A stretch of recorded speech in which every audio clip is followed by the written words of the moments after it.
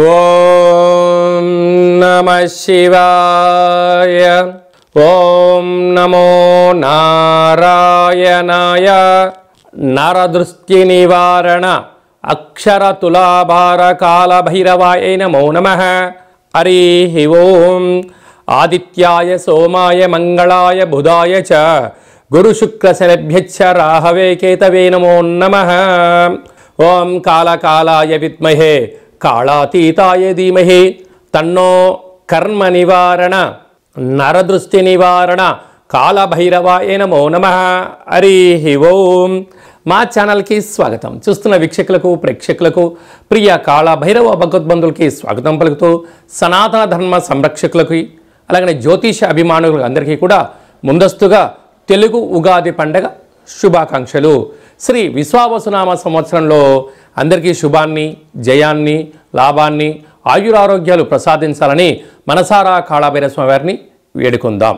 ద్వాదశ రాశుల్లో గ్రహ గమనాలు వీక్షింపచేద్దాం. శ్రీ విశ్వావసునామ సంవత్సరంలో వృషభ రాశి వారి యొక్క ఆదాయ వ్యయాలు ఎలా ఉండబోతున్నాయి ఈ వీడియోలో సవివరంగా సంపూర్ణంగా తెలుసుకుందాం.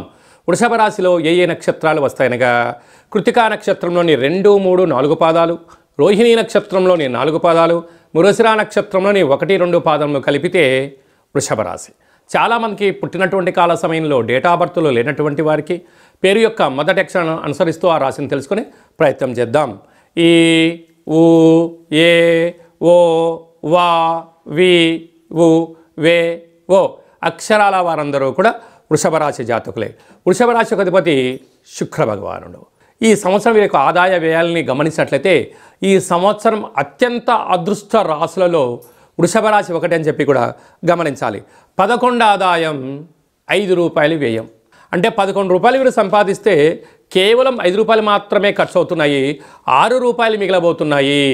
అంటే ఈ గతంలో చేసినటువంటి రుణాలన్నీ కూడా తొలగిపోయి స్వగృహము, వ్యాపారము, ఐశ్వర్యము, విశేషమైన విదేశాలకు వెళ్ళాలని మీ కోరిక నెరవేరడము, అలాగా వృషభ రాశి వారికి అంత అదృష్టవంతులు ఈ సంవత్సరం ఎవరు లేరు అని చెప్పి కూడా గమనించాలి. అదే కాకుండా రాజ్యపూజ్యం 1, అవమానం 3. అంటే ఎదిగే కొద్దీ ఒదిగి తీరాలి. అంటే మీ పైన మీరు 4 రూపాయలు సంపాదించగానే మీ కారు, బంగ్లా, 4 ఆభరణాలు, కొత్త వస్త్రాలు వేయగానే ఏం మొదలవుతుంది? నీ బంధువులలో, మిత్రులలో, స్నేహితుల్లో వీరు ఎదిగారు అని చెప్పి తెలియకుండా మీ పైన నరదృష్టి యొక్క ప్రభావం పెరిగి శత్రువులు అధికంగా అయ్యే పరిస్థితి ఉంటుంది. కనుక వీలైనంత వరకు మీరు సంపాదించినటువంటి దాన్ని స్థిరచరాస్తులుగా మార్చగలిగితే రాబోయే కాలంలో బంగారం లాంటి మీ ఉజ్వల భవిష్యత్తు రోజులు ఉంటాయని చెప్పి గమనించాలి. రాశిలోనే ఉండబడిన దేవగురు బృహస్పతి మేలో శ్రీ సరస్వతీ నది పుష్కరాల సందర్భంగా మిథున రాశిలోకి రావడం వలన విపరీతమైన ధనం, ఆధ్యాత్మికత యోగదాయకం అని చెప్పి కూడా గమనించాలి. ఇన్ని వేల వీడియోలలో ఈ వీడియో మీరు చూస్తున్నారు అన్నట్లయితే మీరు భగవంతుడిని స్మరించే సమయం ఆసన్నమైంది. ఏ భగవంతుడిని? దేవగురు బృహస్పతి యొక్క ఆశీస్సులు వృషభ రాశి వారికి కావాలి. ఎందుకనగా 2వ స్థానంలో ధనవాకు కుటుంబ స్థానంలో గురు సంచారం చేయడం వలన శ్రీ మేధా దక్షిణామూర్తి స్వామివారి యొక్క స్మరణ, పరమేశ్వరుడికి రుద్రాభిషేకము, ప్రతి గురువారం పూట గురుహోరలో ఓం హ్రాం హ్రీం హ్రౌం సహ బృహస్పతయే నమః అనే మంత్రాన్ని వీలైనంత వరకు స్మరించడం, కుదరలేదు కనీసం 27 సార్లు స్మరించడం, 27 సార్లు వ్రాయడం.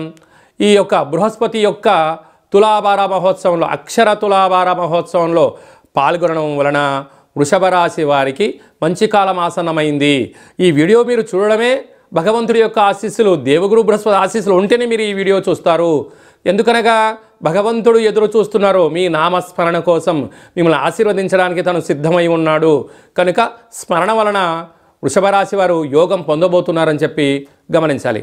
అదే కాకుండా ఈ వృషభ రాశి వారికి ఏకాదశంలో శని భగవానుడు ఉండడం, పట్టిందల్లా బంగారం అవడం, నీటి వ్యాపారస్తులు, హోటల్ వ్యాపారస్తులు, వస్త్ర వ్యాపారస్తులు, బంగారు స్వర్ణకారిత వ్యాపారస్తులు, సాఫ్ట్వేర్, హార్డ్వేర్ ఉద్యోగస్తులు, మిలిటరీ, బార్డర్, నేవీ, ఎయిర్ ఫోర్స్లో పనిచేసేటువంటి వారందరూ కూడా అంటే క్లాస్ ప్రపంచాన్ని, రెడ్ కార్పొరేట్ ప్రపంచాన్ని నడిపించే వారుగా, అపార బిజినెస్ వ్యాపారవేత్తలుగా, విదేశాలను శాసింపజేసే ఉన్నతమైనటువంటి గుణము కలిగినటువంటి, జ్ఞానం కలిగినటువంటి ధనమూలం ఇదం జగత్ అన్నట్టుగా ఈ వృషభ రాశి వారు శాసించబోతున్నారు అని చెప్పడంలో ఏమాత్రం సందేహమే లేదు.